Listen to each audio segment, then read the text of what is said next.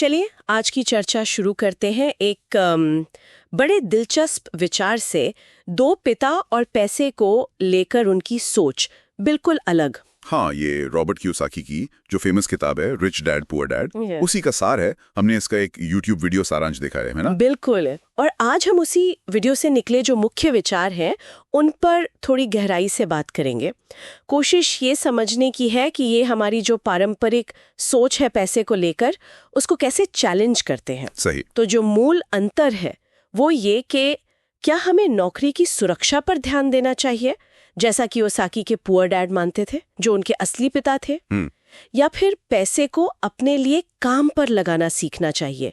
ये सिखाया उनके रिच डैड ने, जो उनके दोस्त के पिता थे। हाँ, ये बुनियादी फर्क है।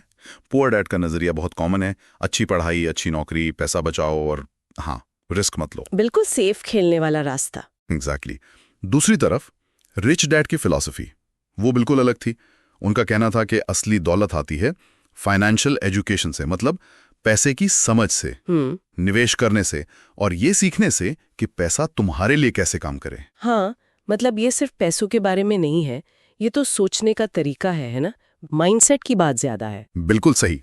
ये हमारी जो पारंपरिक मान्यताएं हैं उन पे सवाल उठाता है, जैसे कि नौकरी ही पैसा कमाने का अकेला या सबसे अच्छा तरीका है। वीडियो सारांश में कुछ बहुत अहम सबक भी बताए गए हैं, जैसे पहला, अमीर लोग पैसे के लिए काम नहीं करते, बल्कि वो पैसे को अपने लिए काम करवाते हैं। ये सुनने में शायद आसान लगे, पर करने में काफी समझ और हिम्मत चाहिए। और यहीं पर दूसरा सबक आता है फाइनेंशियल लिटरेसी, मतलब पैसे के आने जाने, उसके फ्लो को समझना बहुत जरूरी है। बहुत ज्यादा जरूरी।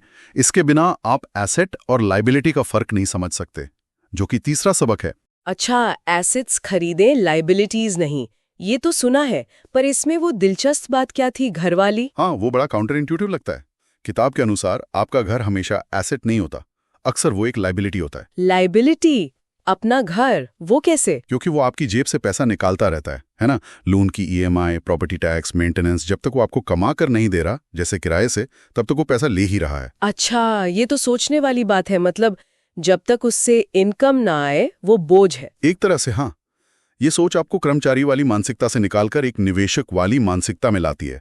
पैसे को समझना और उसे कंट्रोल करना सीखना, यही कोर आइडिया है। बिल्कुल।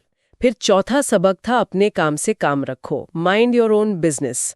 इसका मतलब सिर्फ अपनी 9 to 5 जॉब नहीं है शायद। नहीं, बिल्कुल नहीं। इसका मतलब है आय बनाने वाले अपने खुद के वेंचर शुरू करो, अपनी एसेट कॉलम बनाओ। वो आपकी नौकरी के साथ साथ हो सकता है साइड हसल जैसा कुछ, या निवेश। हाँ, निवेश, रियल एस्टेट, अपना कोई छोटा बिजनेस, कुछ भी जो इनकम जनरेट करे।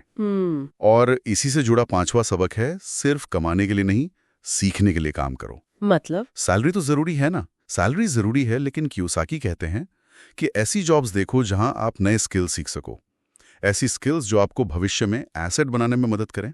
ये लॉन्ग टर्म गेम है। स्किल्स पर फोकस। और आखिरी सबक, शायद सबसे मुश्किल, डर और शक पर काबू पाना। हाँ, ये सबसे बड़ी मनोवैज्ञानिक बाधाएं हैं।